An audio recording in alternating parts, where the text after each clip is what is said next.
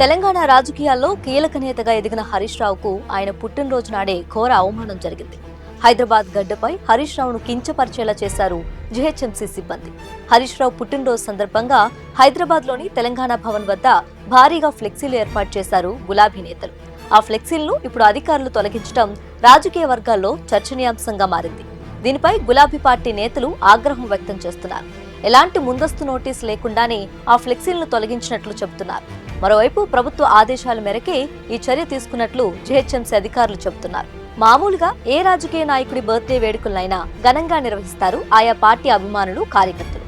ఇక హరీష్ రావు లాంటి అగ్రనేత పుట్టినరోజు అయితే ఆ సందడి ఎలా ఉంటుందో ప్రత్యేకించి చెప్పక్కర్లేదు. బీఆర్ఎస్ లో టాప్ లీడర్ అయినటువంటి హరీష్ రావుకి అభిమానులేం తక్కువ కాదు. పార్టీ పరంగానే కాకుండా వ్యక్తిగతంగానూ ఆయనకు డైహార్డ్ ఫ్యాన్స్ చాలా మంది. వారంతా హరీష్ రావు బర్త్డే సెలబ్రేషన్స్ ను గ్రాండ్ గా సెలబ్రేట్ చేయాలని డిసైడ్ అయ్యారు. అందులో భాగంగానే సిటీలోని పార్టీ ఆఫీస్ తెలంగాణ భవన్ వద్ద ఆయన ఫ్లెక్సీలను, బ్యానర్లను ఏర్పాటు చేశారు. ఈ ఫ్లెక్సీలను రేవంత్ సర్కార్ తొలగించడం రాజకీయ చర్చకు దారితీసింది.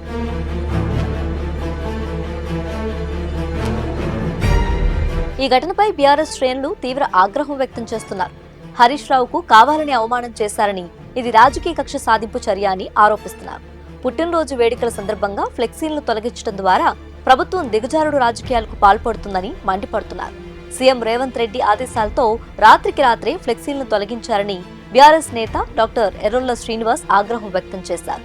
సీఎం ఫోటోలు, పీసీసీ చీఫ్ ఫోటోలు, కాంగ్రెస్ నాయకుల ఫోటోలతో కూడిన ఫ్లెక్సీలు నెలల తరబడి ఉంటే హరీష్ రావు గారి ఫోటోలు ఒక్క రోజులో తొలగించడం రాజకీయ కక్ష సాధింపు చర్యనని ఈ ఘటనకు తీవ్రంగా ఖండిస్తున్నట్లు చెప్పారు.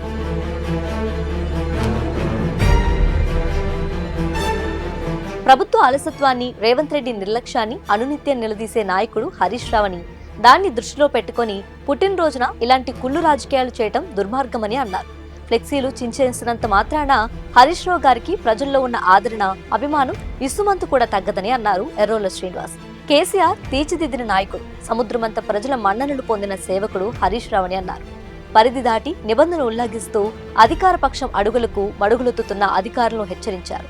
3 ఏళ్లలో వచ్చేది బీఆర్ఎస్ ప్రభుత్వమే, ముఖ్యమంత్రిగా ఉండేది కేసీఆర్ఏనని, ఇలాంటి దుశ్చర్యాలకు సమాధానం చెప్పాల్సి ఉంటుందని అన్నారు. సీఎం ఇలాంటి చిల్లర్ మల్లర్ చర్యలు పానుకోవాలని హెచ్చరిస్తున్నట్లు చెప్పారు.